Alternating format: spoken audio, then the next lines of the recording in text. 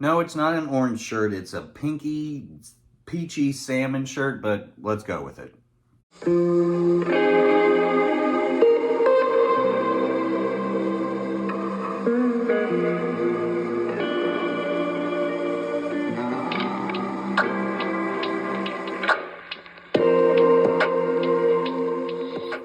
Hello everyone, welcome to Bound in Prose, the booktube channel for those with very eclectic tastes in literature. I am your host Matt, and today I want to talk about this behemoth of a novel, The Priory of the Orange Tree by Samantha Shannon. Now, I talked a little bit about this book in my April book haul update video, maybe a little bit more than I intended to, but so yeah, anyways, now I am done with it and I'm ready to sit here and give you my thoughts on this book as a whole. So yeah, the real critic is here. So if you can't tell by the cover with the big old dragon on the front of it, this The Priory of the Orange Tree is a fantasy novel that takes place, I don't know if we ever actually get like the name of the world that this is set in, but there's a couple of different kingdoms and places. We have a couple of major characters, the first being Iad. Her real name is like Eadaz Uknaren or something, and she is basically like an undercover spy meant to help this queen of Innis, Sabran Berethnet. And Iad has been sent there by the Priory of the Orange Tree. And this has like been her assignment for many, many years. And so those are kind of like our major like two characters. But then we also have like other like big characters, one of them being a woman named Tane, who has a dream to be a dragon rider. And then we also have like some other princes, dukes, people like that. Loth is one of the other characters. And then we have an alchemist named Niclais Ruse. So there's a lot of people at play, and they're scattered all over this land, and they end up like coming together in the end to defeat the Nameless One, who is this old dragon, kind of like the leader, the master of the Draconic army. Now that is just like your super stripped down, basic like synopsis of this book. And so there is a lot going on here. There are a lot of different cultures, religions, mythologies. This is such a richly detailed fantasy book, which you would hope since it's this long.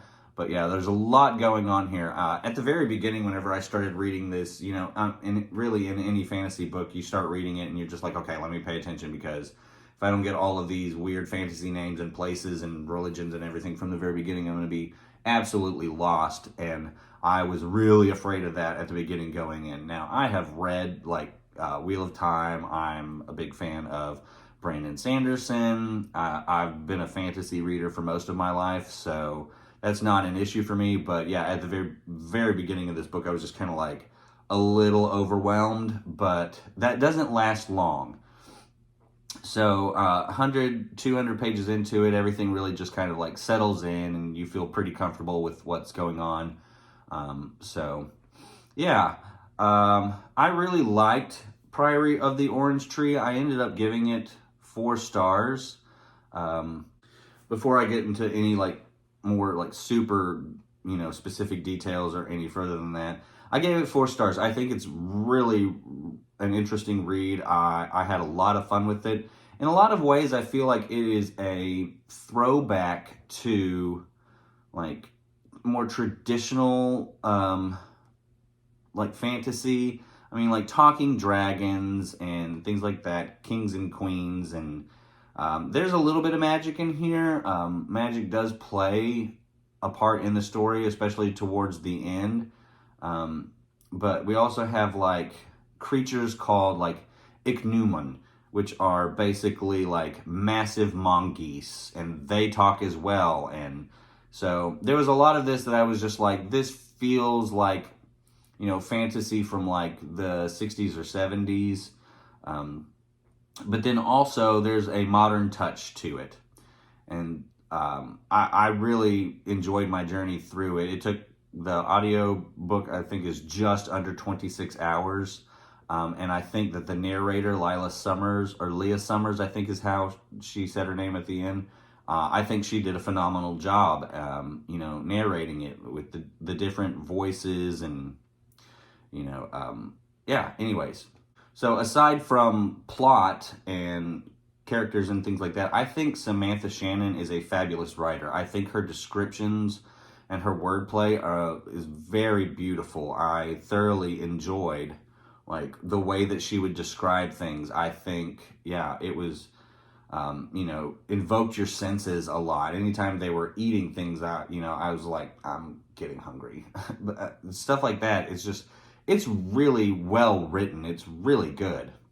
I did really enjoy the way that the plot weaves together and progresses, and how these characters, end up together in the end, and the parts that they play in figuring out how they're going to defeat the Nameless One. And even though they come from different religions, they find a way to work together in the end, and they understand the importance of defeating the Nameless One. And so, with Queen Sabran and Ead, well, anyways, this book has so much going on. It's going to be difficult for me to sit here and give too many details without making this an hour-and-a-half video. But anyway, so Queen Sabran rules over what's called Virtudom, and they have different knights for the different virtues, which is their patron saints basically, and people pledge, to these patron saints to carry out these or to become the embodiment of these certain ideals of virtue.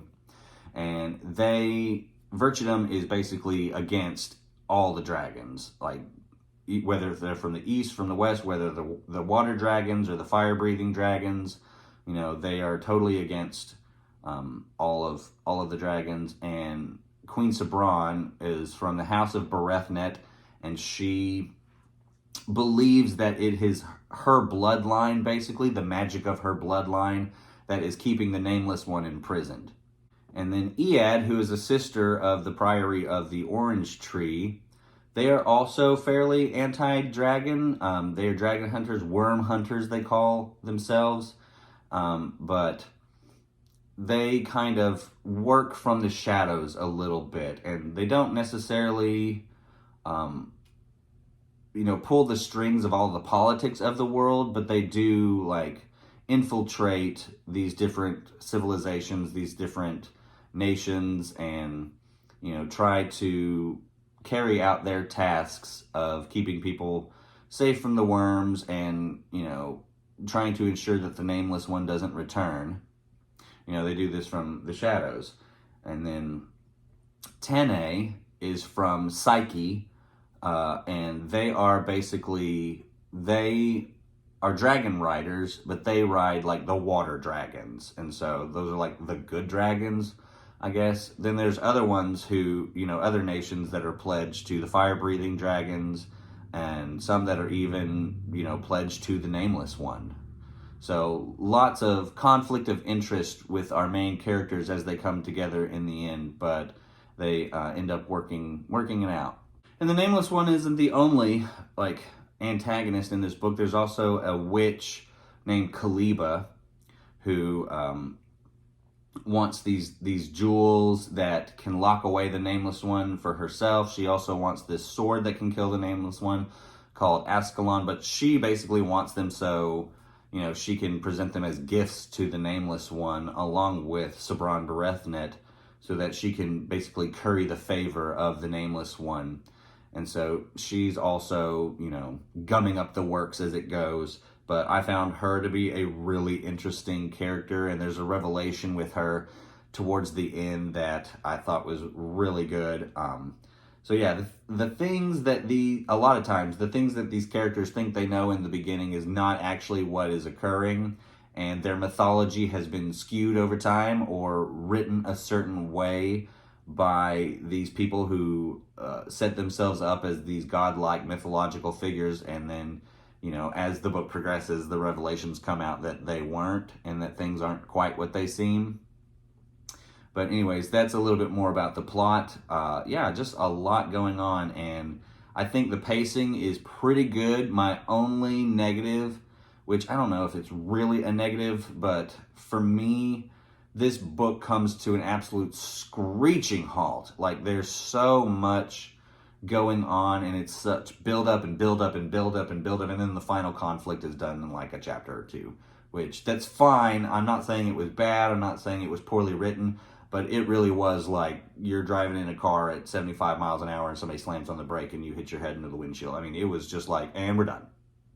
Yeah, and one of the things that I said in my April book haul update video was that this book sort of worried me at the beginning. Like I said, on the back it says that this is feminist, which, if you've watched that video, like I have no issues. Great, wonderful.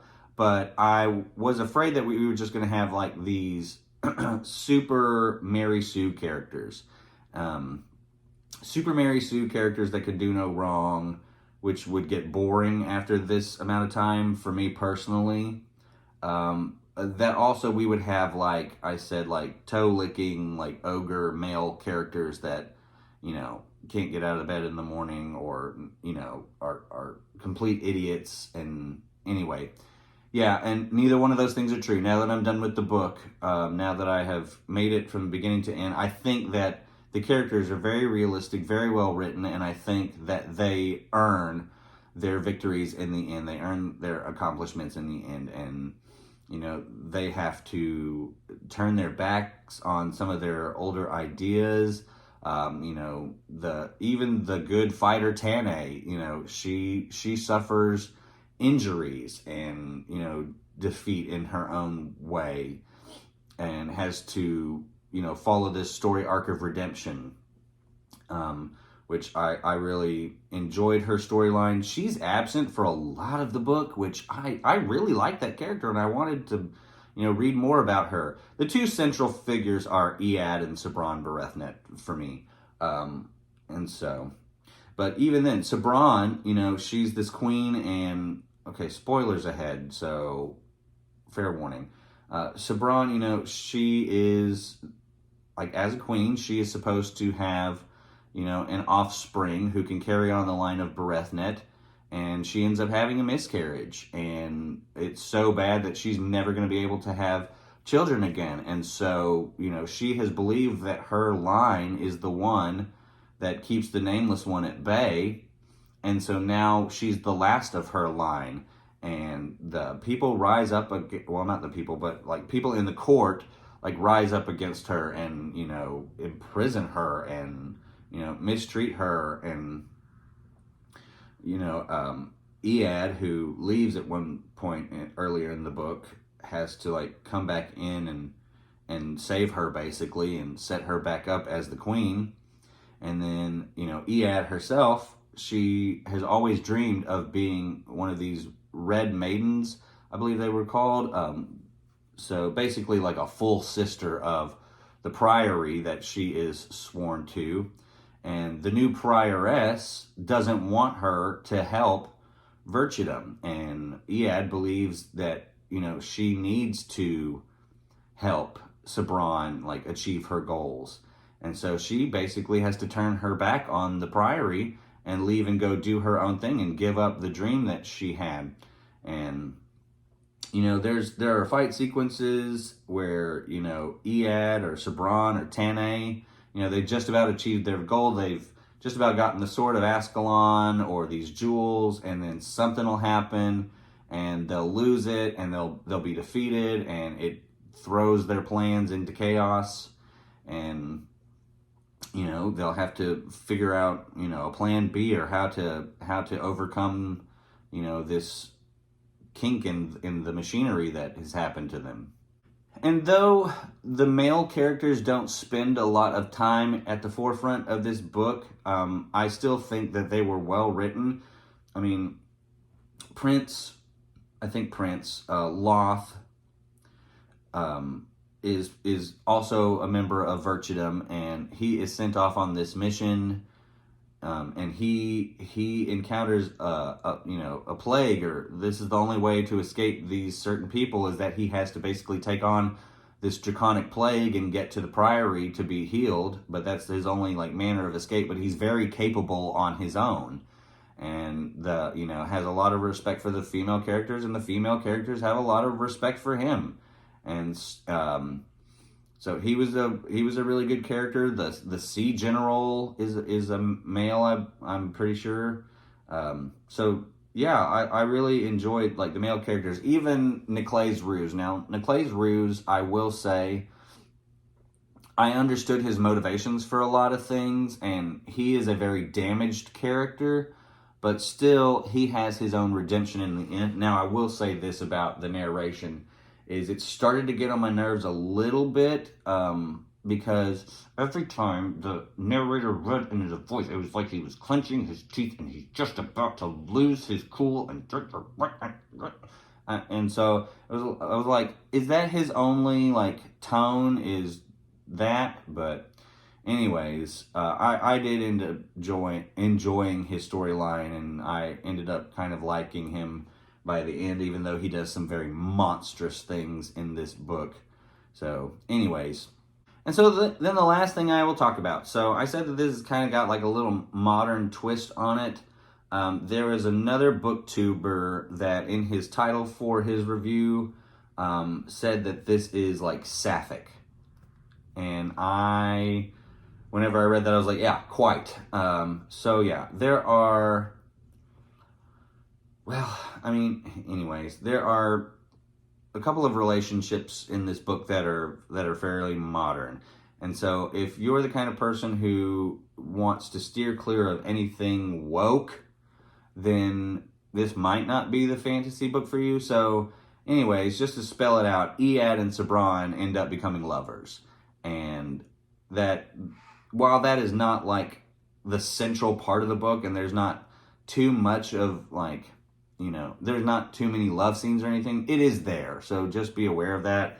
I mean, it doesn't bother me at all. It's just like, you do you, boo. But yeah, so that is there. And then Niclai's Ruse, his lover is a man. So that is in this book, which, fine. I don't care, but I'll mention that. So the prequel to this is A Day of Fallen Night by Samantha Shannon. And I'm really looking forward to reading that. I enjoyed this enough. I'm on board. So I think there's only 2 books out in the series right now. And like I said, Day of Fallen Night is the prequel, and the way that this book leaves off, I'm pretty sure that there has to be a sequel to this. So I'm glad to be catching it fairly early on, because, these are chunky books, and so I can get through one more and then be prepared for, the next book whenever it comes out. It's not like I'm going to have to sit and read like 10 books to catch up. So yeah, I'm definitely on board for The Roots of Chaos, which is what this series is called. And yeah, looking forward to reading A Day of Fallen Night here pretty soon. Alrighty, y'all. So that's going to do it for The Priory of the Orange Tree by Samantha Shannon. Yeah, really, really enjoyed it. Like I said, looking forward to the next couple books, however many come out. I'm on board. So anyways, thank you so much for joining me for this video today. I am about halfway through Count of Monte Cristo. Bye. Halfway through Count of Monte Cristo. I just picked up Purity by Jonathan Franzen, the audiobook on Audible, so looking forward to that. And then I'm going to get back into the Red Rising Saga by Pierce Brown with Golden Sun. So lots coming up, and really looking forward to it. So I hope you continue to come back and check out my videos and join me for some random book talk. So you never know what's going to pop up here on this channel, but I appreciate you so much. If you haven't already, like, comment, subscribe. It really helps me out, and it lets me know that these are actually getting out there and people are actually watching them and enjoying them. So once again, thank you. Have a fantastic day, and until next time, happy reading.